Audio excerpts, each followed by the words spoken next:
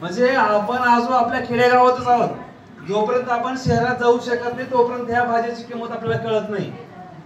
त्यासाठी आपले जे काही रानभाजी असतील आपल्याला कुठं जावं लागेल, लातूर त्या म्हणजे शहरी भागात जावं लागेल, त्यावेळेस ह्या भाजीची किंमत मिळेल आपल्याला. आता 17 तारखेला आपल्याला संधी आहे.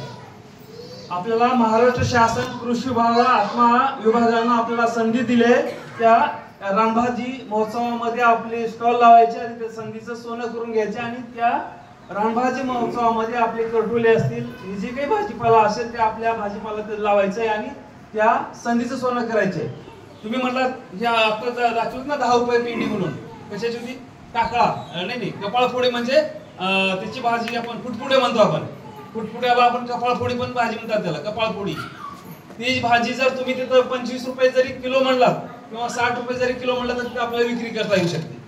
पण तुम्हाला तिथं सांगावं लागेल पाककृती, ही भाजी कशी करायची आहे ही पाककृती तुम्ही त्यांना सांगितलं पाहिजे. वाटलं तर एखादी भाजी आपल्याला बनवावं लागेल. आमचे ओलांडीचे मॅडम होते, त्याने हे करून आणले होते भजे, आपले चमकर असतात ना, चमकऱ्याचे भजे करून आणले होते स्वादिष्ट. ते जे कोणी येणार असेल विचारले ना, ते सांगायचे आणि हे खाऊन बघा म्हणायचे. अहो तिथे त्यांचं संपलं पूर्ण, ते जे चमकर आणले होते संपून गेला. म्हणजे बोलणाऱ्यापेक्षा म्हणजे विकणाऱ्यापेक्षा ती बोल, कारण आंबाडी आणि ते नाही काहीतरी म्हण आहे होती, हा बोलणाऱ्यांची विकले होते म्हणत. तसं काम आहे. आपण तिथे गेल्यानंतर टेबल लावून थांबता जमणार नाही. आपण बोललं पाहिजे, त्या भाजीबद्दलचं महत्व सांगितलं पाहिजे, पाककृती सांगितली पाहिजे, मग आपली भाजी विकणार आहे.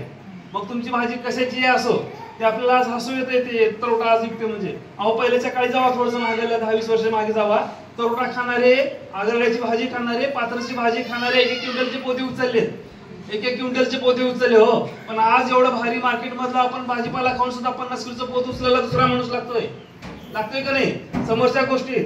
ह्या गोष्टीचं जर आपल्याला भान ठेवून पुढच्या पिढीला त्याचं महत्व सांगितलं पाहिजे, म्हणून आपण रानभाजी महोत्सवाचं आयोजन कृषी विभागाने केलेलं आहे. याच माध्यमातून याची महत्वाची माहिती आपल्याला मिळत आहे.